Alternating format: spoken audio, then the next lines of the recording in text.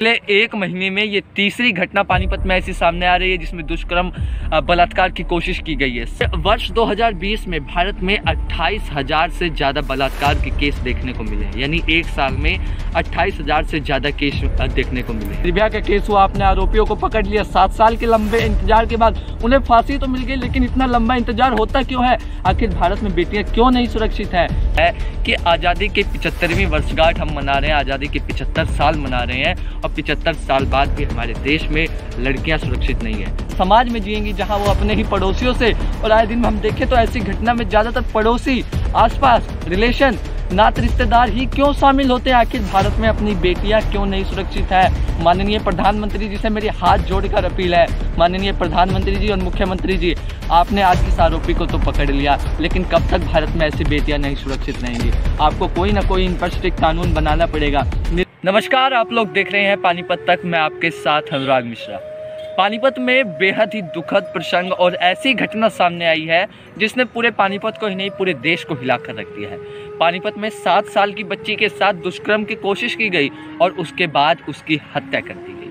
आए दिन ऐसे केस आप अखबारों में देखते होंगे। और पानीपत की अगर बात कर ली जाए, पिछले एक महीने में ये तीसरी घटना पानीपत में ऐसी सामने आ रही है जिसमें दुष्कर्म बलात्कार की कोशिश की गई है। 7 साल की लड़की पानीपत में सुरक्षित नहीं है। और सवाल तो सबसे बड़ा ये खड़ा होता है कि आज़ादी के 75वीं वर्षगांठ हम मना रहे हैं, आज़ादी के 75 साल मना रहे हैं और 75 साल बाद भी हमारे देश में लड़कियां सुरक्षित नहीं है। आए दिन हर 15-20 दिन बाद हमें ऐसे केस देखने को मिल जाते हैं जहां पर कभी 7 साल की बच्ची के साथ बलात्कार, कभी किसी के साथ, कभी किसी के साथ। आखिर ऐसा होता क्यों है? आपको उन आंकड़ों के हिसाब से हम पूरी चीज़ें बताएंगे कि आपको सबसे पहले तो ये बता दें कि वर्ष 2020 में भारत में 28,000 से ज़्यादा बलात्कार के केस देखने को मिले हैं, यानी एक साल में 28,000 से ज़्यादा केस देखने को मिले हैं। एक साल में 28,000 केस कहीं ना कहीं ये चीज़ दिखाते हैं कि भारत में बेटियां अभी भी सुरक्षित नहीं है। मनहाना गांव के समालखा की एक घटना आपको दिल दहला देगी, और पूरी घटना क्या है और आज पानीपत एसपी ने इसकी जानकारी भी दी है। और मनहाना गांव में इस समय मैं मौजूद हूं और वो नहर आपको दिखाऊंगा। और रात का समय कुछ ऐसा ही समय था जब 29 वर्षीय परवीन उस लड़की को लेकर के मनहाना गांव के साइड में जो नहर है वहां पर आता है और उसके बाद उससे दुष्कर्म करने की कोशिश करता है। लेकिन जब वो उसमें अपने मंसूबे में सफल नहीं हो पाता, उसके बाद उसका गला दबाता है, लेकिन बच्ची आवाज़ न करते, मुंह पकड़ के उसके मुंह पे मारता है। उसके बाद आक्रोश में आकर उसने साथ पड़ी हुई ईंट से उस लड़की के मुंह पे मारा और लड़की मौके पर ही मौत हो गई। और सवाल ये खड़ा होता है कि अपने पड़ोसियों के साथ ही जब हमारी बालिकाएं सुरक्षित नहीं है, हमारी बेटियां सुरक्षित नहीं है, तो आज हम किस समाज में जी रहे हैं? और हमें अपनी सोच को बदलना होगा। चलिए अब मैं आपको लेके चलता हूँ और उस नहर की तरफ जहाँ पर उस लड़की का शव मिला था, और उस जहाँ नहर जाती है और जहाँ पर उसने बलात्कार करने की ये कोशिश की थी। पूरी घटना आपको दिखाएंगे, देखते रहें हमारे इस वीडियो में। इस समय मैं वहीं पर मौजूद हूँ और मेरे पीछे आप देख रहे होंगे रात का समय है। रात का समय है, आपको क्लियर शायद दिख भी ना रहा हो, तो ये जो नहरें हैं वो यहीं पर हैं। और इसी नहर के साइड में, एक साइड में फुटपाथ है और फुटपाथ के साइड में मतलब जो जंगल टाइप होता है, खेत खलिहान, और साइड में जो झाड़ियाँ हैं वहाँ पर हैं। और मेरे साथ इस समय मनहाना गाँव के एक व्यक्ति इस समय मेरे को टकरा गए हैं, इनसे बातचीत करेंगे। आपके गाँव में जो घटना हुई 7 साल की लड़की के साथ बलात्कार, 7 साल के लड़की, जानते थे आप उसे? हाँ, नहीं, मेरे पड़ोस की थी।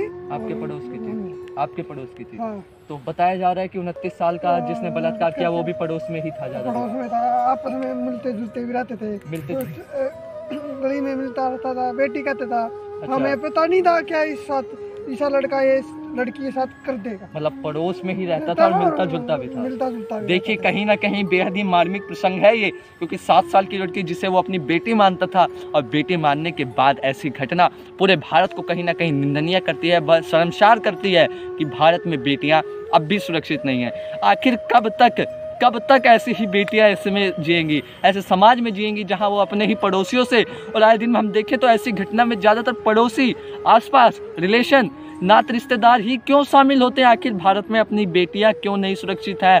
माननीय प्रधानमंत्री जी से मेरी हाथ जोड़कर अपील है, माननीय प्रधानमंत्री जी और मुख्यमंत्री जी, आपने आज इस आरोपी को तो पकड़ लिया, लेकिन कब तक भारत में ऐसी बेटियां नहीं सुरक्षित रहेंगी?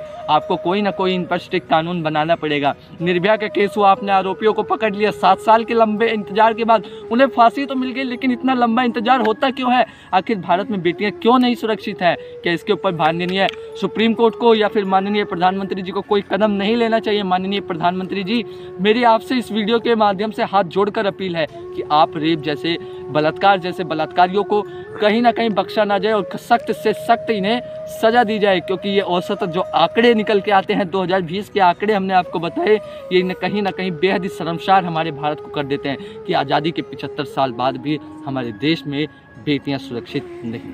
इस वीडियो को आप लोग ज़्यादा से ज़्यादा शेयर करें